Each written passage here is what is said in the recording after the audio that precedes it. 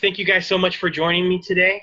Today I have Jacob, who is a return Peace Corps volunteer who actually served with me in Ghana, and also Anthoinette, who was a student at one of the GLOW camps. She actually went to the GLOW camp as a participant and then went back to one as a mentor. So thank you guys both for joining me today. Anthoinette, can you tell me just first off a little bit more about yourself and your time at these camps and what it was like? So I come from Upper West region, one of the poorest parts of Ghana. I'm in the US now, studying in college, thanks to Jacob and thanks to you all. Returned PCVs and PCVs in Ghana. I'm studying international relations and criminology. So many years back, well, a few years back, I was very close friends with a PCV, a Peace Corps volunteer, and Elise, and she introduced me to, the Peace Corps family. Through her, I got to attend the first ever GLOW camp, Global Camp in Upper West, so I'm a pioneer. I think it was at that camp that I actually got a lot of confidence to to do many things. Like, a lot of people know me to be fierce, and I can stand up to anything. I'm not scared of authority. It actually started at this GLOW camp. I just don't know what it is about GLOW, but the trainings there, the exposure there, just getting to know PCVs and how PCVs are different from our traditional, teachers or from our local teachers. Just like instill some kind of confidence, some kind of courage that I don't even have the words to explain. After GLOW camp, I really never stopped shining. After that GLOW camp, lots of things would happen to me, but I always I just stagger my way back up, because that GLOW camp instilled a lot of hope in me. Like, I just felt like I can actually dream big. One important thing that I learned at that GLOW camp that still follows me to this day, and it's actually one of the only reasons why I am living, is the fact that I learned that no matter how old you are, no matter how much you have, no matter what you think about yourself, you can contribute to making your community better. And it was at this GLOW camp that I learned that. I was little, and at the time I came from a family where, even though my parents were educated, they don't want us standing up to authority. They really want us to live quiet, moderate, simple lives, and not get involved in politics, not get involved in community things. They just want us to live quiet, just live like everyone else. But that GLOW actually lit the light in me, and every single time I managed to get myself back up after having a big fall, it is that moral, it is that value that gets me going. Maybe you would like to know that a few other girls that I remember, I'm not in contact with them though anymore, but a few other girls that I went to this Global with are doing very well. One of the girls should be getting closer to her final years in medical school in Ghana. And the other girl, she didn't really do college, but she's doing very well, making smokes, weaving smocks and doing her own business after high school. So I just want to like highlight how amazing it is, like just how much it impacts our lives. Jacob, I just wanted you to chime in here. As a Peace Corps volunteer, when you first started participating in these camps, what did that mean for you, and how did you see the change in these students? For sure. It was so good from both sides, both as a Peace Corps volunteer who maybe you're having a hard time integrating your community, and then you bring 2 students, or you're with all these kids and a couple come back to the community you're in, and then you have this bond with them that it's only a week, or however long the camp may be. But in those few days, you develop such strong bonds with your original group, with students all around, and you never know what's going to happen. So for me and the students that I brought each year, I'm still good friends with them, still talk to them to this day, many years removed, not even living there anymore. Still love seeing what they're doing, and they're, like Anthoinette alluded to, all doing very well. And it's very cool to see the confidence before and after, how they hold themselves, just walking around the community, how they hold themselves in the classroom, and the things that, just kind of the leadership role that they take on. And then in the camp itself, you have your group, and then I was a mentor for a group 2 years, and the relationships in those groups are so cool to see within. By the end of the week, everyone's crying. I think everyone cries every camp I've been to, including us, and speeches or like motivational or emotional moments. And it's just very cool to see they all exchange numbers. And in addition to all the content they learn, I think the most valuable part is just the confidence the stuff they internalize. So relationships that last, the knowledge for sure, but then the confidence that you hold yourself with and know that you can take more things on. Glow camps are the groundwork of how we want to develop our camps at Looking for Leaders. And Anthoinette, you mentioned to us about hope, about getting that encouragement to keep going, and that's what we want in our camps. And we want to focus on hope, on gender equality, on showing the students that they can be more than what they thought that they could be. Could you talk a little bit more about how life is like for a girl in Ghana, and how the camps gave you that kind of hope? In what ways did it encourage you to do more? There are 2 ways a girl is going to survive in Ghana. If the girl is in the rural part of Ghana, like some of us, where the chances of succeeding, of getting an education, of being a woman who understands her rights and has a voice and uses it, the chances of knowing these things are very low. Even in urban Ghana, it still needs a lot of improvement. What Glow Camp does is bridge a certain gap. Even though it's only 1 week, it's only a few days, it exposes the rural girl especially, to using their voice. It teaches us to use our voice. Like you just realize that, oh wow, I can say this, and yeah, I have the right to say that. I feel good, like I can do this, like what they say only the boys can do.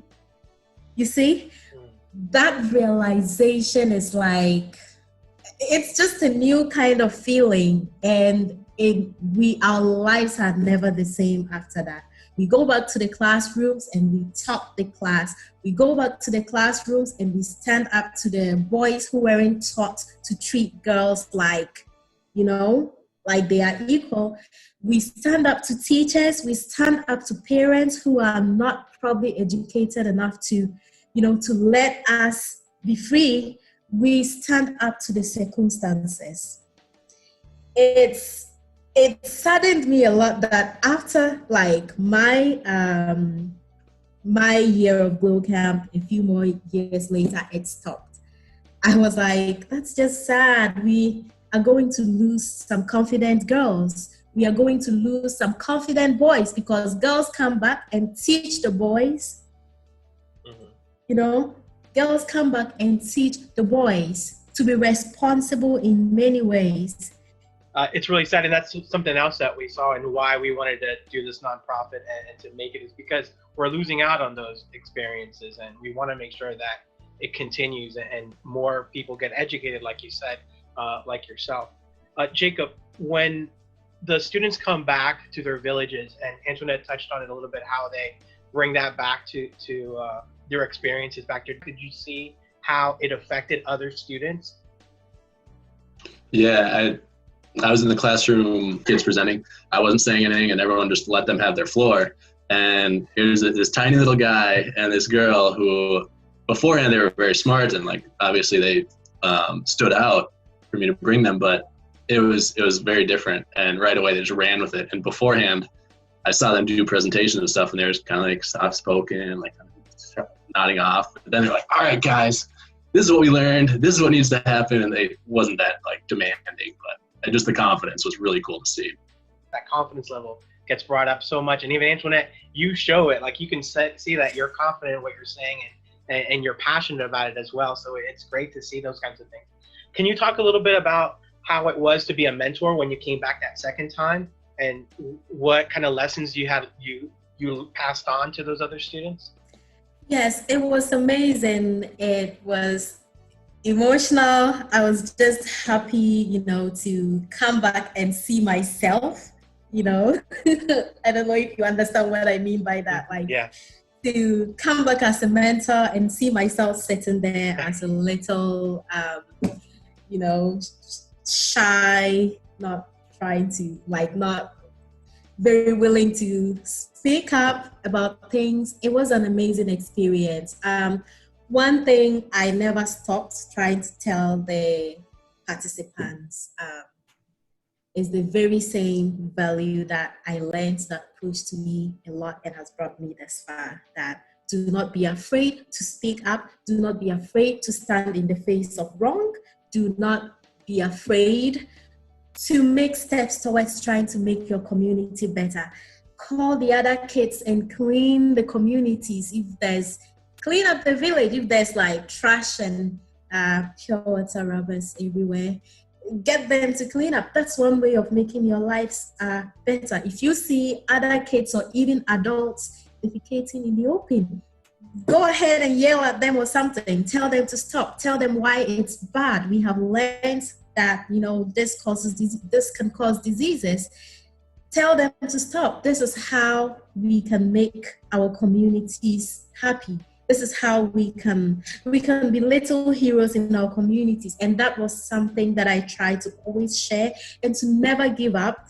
I tried. I know that honestly it's not easy to stand all the time and not be challenged by life, but I challenged them to always try to keep going, find a reason to keep standing and not just give up, because we don't want all the strong people, all the community heroes giving up. I just kind of wanted to wrap things up, and just, Jacob, I'll start with you. Could you just kind of sum up what these camps meant and why we should keep them going? Everything from making a small difference in impacting confidence to doing better in school to literally saving lives. There's multiple stories that I'm connected with personally, know people who were not wanting to live. And one part was a Peace Corps volunteer, someone else recognized talent and potential in that person. They've never had someone to be saying, like, hey, you're worth something. Some people just don't feel that at all. And this camp can do that. It can reinforce that worth throughout the camp. Maybe it wasn't the fact that someone was selected, but then during the process of the camp, their worth was reinforced. And not even using such an extreme example of literally life-saving, but just the trajectory. Who knows what that person is going to do in their life? Like with Anthoinette, for instance, there's 10, 20, 30 girls that came up to me just like wanting to get associated with her as a mentor. And all these little girls or boys or whoever it might be can see a mentor in their eyes, someone they want by their side the rest of their life. And they can reach out to them for the future. So it might be 5 days, but the impact lasts. It can last your whole lifetime. It can save lives, and it can shape many more lives that are going to follow you, because now you're the mentor yourself. And a lot of people don't recognize that till these camps, which I think is probably the most valuable piece of it. For you, Anthoinette, can you just kind of summarize what these experiences were like and why we should continue to do them. And then also, just briefly, if you could touch upon what success looks like now for you after these camps. Success has changed in my mentality over the years. But for me right now, first of all, success means I am alive and healthy and still dreaming big and still wanting to go back and tell other girls and other women that, ooh, too many men has failed us. Let's stand up and tell them that this is what we want now. We want change. We want better health structures. We want a better political structure. We want a better community living. We want the little things that makes life comfortable, clean water. You know, what success means to me right now is that I have seen another side of the world other than my little, small Ghana, Upper West. You know, I have seen how else life can be other than what we are used to. I have seen what comfort looks like and what discomfort looks like. All that is success to me. I am in college. I am experiencing one of the world's best education system. I am experiencing many cultures. I am meeting many people. I am reuniting with lots of Peace Corps volunteers and returned PCVs and people who really, you know, made serious impacts in my life. That is success. I am sitting here still dreaming and hoping that in a few years I would be able to achieve my dreams and goal of just going back home and getting men and getting women and getting the youth and getting the children to stand up and work towards our common success, which is just to live happily and live healthily and get some comforts for once in our lives. Just touch upon how important it is to keep these camps going and to have other girls have these kind of experiences. Jacob already said some very important things. Only 5 days, only 6 days of that camp means saving some people's lives. You know, it gives people hope and a reason to hold on to life. It's important for everyone to have a reason to live. Like, it's important for everybody to feel valued or to feel useful to the society that they belong. Now, that is what Global does. Like, it teaches us that we are valuable, we are needed for the success and comforts of our communities. This is a very good reason for anybody, including myself and many others that I know, you know, to keep living, being alive, to keep fighting on, seeking an education, getting that education, staying in the community, and trying to help create a change. It's even more than making a difference. Thank you guys so much for joining me. I appreciate all your time. Thank you, Anthoinette, for talking about your experience and everything. And of course, we're always rooting for you and making sure that you have a great time here in the U.S. and continuing your education. So thank you so much. Thank you. Thank you, guys. Thank you so much for everything you have done for my country, in my country, for us. Thank you. And I wish you a great rest of your day. Thank you. Thanks, Anthoinette. Thanks, Fredo. Yeah, thank you guys.